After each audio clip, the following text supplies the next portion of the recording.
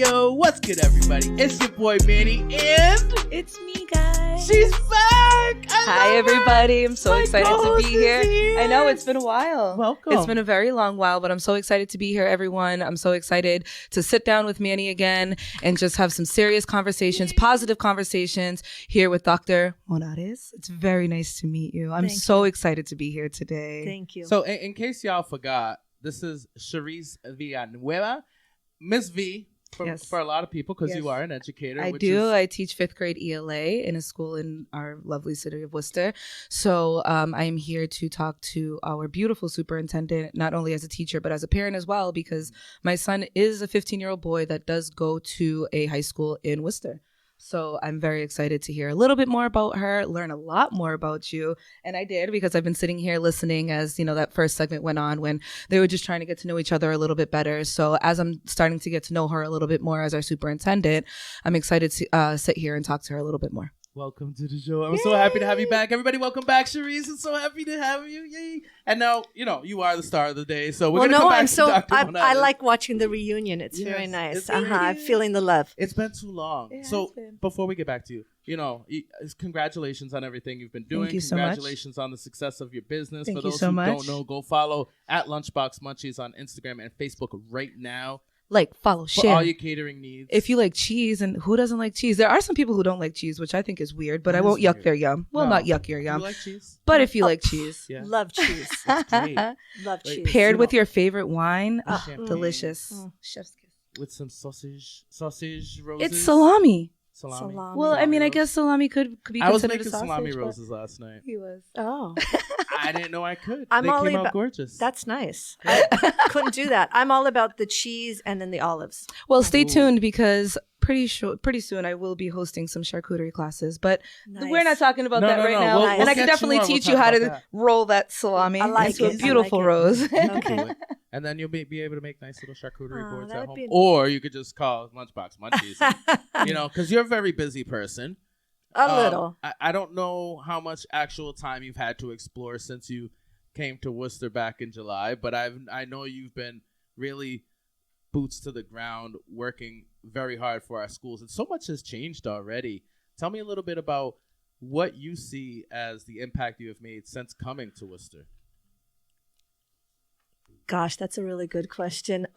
Honestly, literally just being here is an impact. Mm-hmm. I know that. And I didn't realize the extent of it until I arrived. And then I just started listening and asking questions. And the response tells me how much different the impact is. So, you know I represent change, because someone from the outside is going to represent change. So that just breathing brings that along. We have been able to, I think, shift the way that we share information from our school committee and therefore out to the public. So, and I don't know what the history was, but I know, like, our report of the superintendent that it happens every other week. I know what our history was. I've heard that it's, it's getting information to the committee so they can make more informed decisions, and they're appreciative of that. And then any parents they may be following. If I was a parent, I don't know if I would be following the school committee meetings, but that's out there for others. So really getting information out. The restructuring of the district has been huge.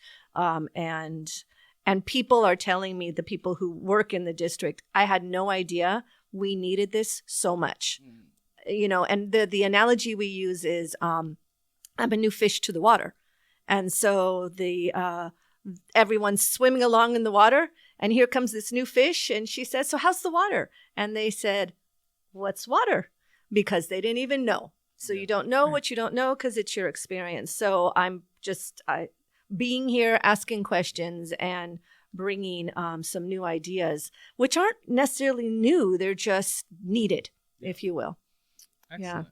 Well, we're going to talk more about that in just a little bit, but I did want to go to like a parent's perspective, which was a huge reason why Charisse was so, I know you're busy, so thank you so much, was so generous to be part of this show today. And I really wanted her here was, she does have a 15-year-old, let's be real, black son. I do. He's Hispanic, Latino, but he's you know, he has a big afro, dark skin. He's black too, so it's important. Afro, You know what I like mean? that, It's Absolutely, very, yeah. very important because the Black and brown community haven't always had the best experience in Worcester public schools. And I think I want to highlight that because I knew that. I've been an educator for this is my 16th year, actually. You don't look and old enough to be 16 years in education. But we're not going to talk about my age, anywho. That's because she started, you know. I did start off young. I know that it was mentioned earlier that, you know, you worked your way up to the top. I started off as a building sub, and then I worked my way up as a teacher. I was an IA. I've done reading intervention. I've done so many different things. And because I've heard so many horror stories about the Worcester Public Schools, I always kind of strayed my son away from that. Mm-hmm. And he went to the school that I teach at, and then he went to the Nativity School of Worcester. Then he went from a very, very small school into this huge ocean. He struggled his freshman year of high school. I bet. You know, all of these kids, inner city kids at that, the Nativity School had very, very small class sizes. And I know my son as a student, he needed that. And I think that was a perfect way for him to learn. Very small class sizes, very attentive. And then he goes to high school and it's not the same. So he did struggle a lot. And because of that struggle, we switched schools. And this year he is attending a different high school where socially he's doing better, but maybe not so much academically. Yeah. And we're trying. We do all of the things that we need to do. But, you know, one of my fears is that he's not going to be able to pass the MCAS test. Yeah. We're gonna get into that, right? And that, I think that's one of my big questions. You know, like, how do you feel about this standardized testing that's requiring these students to pass before they could even graduate? Yeah. He just took it for the second time, did the tutoring, did, you know, everything that he had to do twice a week. You know, testing wise, he's not the best tester. And it's so stressful right. on students. And it's stressful for a lot of students. Unless you have the accommodations that's needed, it's stressful for a lot of students that aren't able to have those accommodations, that do not qualify for IEPs, special education. Nothing against those students. I teach those students in an inner city school. But, you know, how do you feel about those students who aren't going to meet those requirements? You know, I let me see if I could synthesize this. So sure. On a personal level, I too am not a very good test taker. Right. And yet I have a PhD, and therefore I have a high school diploma, a bachelor's, a master's, and a PhD. But if you have me complete a standardized test where I have to like do this multiple choice kind of stuff, I'm overthinking everything all 100%. The time. Like, well, which perspective is this coming from? Is this coming from this perspective or this perspective? And I just don't, I think they have their place in informing, but I think for it to be so high stakes is really detrimental to our children. And so I wonder, what is the intent behind it? 100%. Why people can demonstrate their brilliance in many different ways. So I've asked my team, start looking into what other options do we have? Because if this is the only option, then we now have to figure out how do we work within this. But if there are portfolio options or projects or just different ways where students can demonstrate their understanding, then I want to know about that too, because I want to create that. So I kind of shifted from personal to then like how that impacts my decision making. And then as I'm paying attention and kind of learning about this role of a superintendent here in Massachusetts, another piece is going to have to be the advocacy at the state level about it. 100%. Again, what's the intent? And if the intent is to make sure that students are graduating with, you know, a certain level of skills, they can demonstrate that in more than just one way. So 100%. Let's have more than one way to do that. I absolutely agree with that. As a teacher, I know that my students learn in different ways. Mm-hmm. I look at data. I look at how they learn. I look at, you know, some students are visual learners. Some of my students like to take notes. Some of my students need manipulatives to touch, to play with, to make sure that they're understanding different concepts. So the way that I think about things is if I'm able to restructure my lessons for the students that are in front of me, why is it that every student, most students, I should say, are required to meet this expectation, even though they're a different learner? So I was just trying to pick your brain about that a little bit. But listen, I appreciate that you're bringing that to your team, because I know that I'm not the only parent that feels this way. Mm-hmm. I know that students are really struggling mentally sometimes as well. And then and again, I'm a parent, I am a teacher. I see these students who worry about, when am I going to get my next meal? Never mind, how am I going to pass this test? Right. Literally. Right. Yeah. Right. So that's just something that I think that, the higher ups, I want to say, the state of Massachusetts should really put into consideration, especially when we're thinking about inner city schools. Inner city schools, and I know that Manny said that, the Worcester public schools are a hot mess, and it's not necessarily that. It goes down to a lot of funding, a lot of the things that we can do as a city, because when you branch out to different towns, they have a lot of different resources than we do as inner city schools. Yeah, I was going to bring that up right. too. If you go, the funding, we were talking about funding earlier, you can actually notice, like if you go to Shrewsbury or one of the surrounding towns here, Holden, for example, Mount Wachusett Regional High School. Right. I don't know how the funding is, how it is allocated between the cities and towns, but it's absolutely obvious that they're putting more funding into their school. I heard that, through the rumor mill that, maybe parents are involved in that too.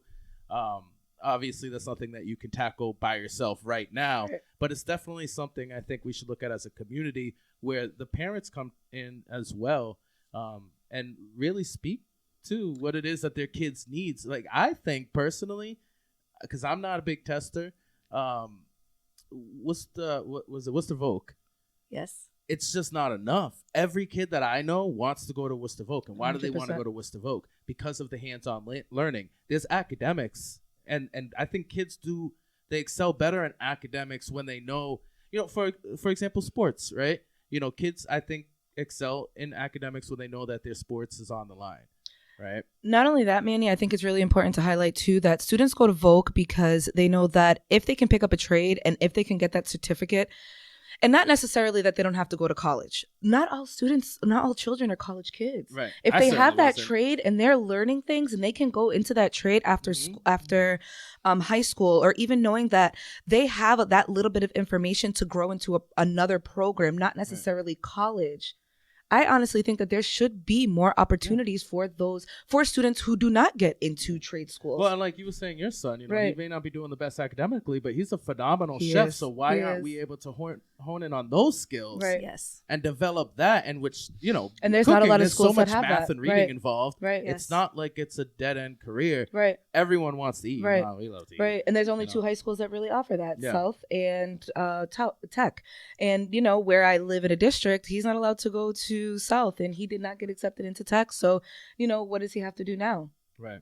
I mean, he can absolutely go into those programs, but I think that, as high school students, a lot of students don't know that they have those options. They kind of get let down because they're like, oh, I didn't get into where I wanted to go. Right. So, I mean, different programs that are available for students as well, because I know that we only have a couple of more minutes with the segment, but, with Lunchbox Munchies and my, the business that I'm running, eventually I want to offer something for inner city students who do not get that opportunity. Vacations, weekends where students can come in, children can come in and they can learn something. A lot of my students love to cook, but do their parents have the funding for them to travel to wherever they have to go to bring their child there, then have to go all the way back? We don't offer a lot of that in the city. There are not a lot of resources for our students besides sports.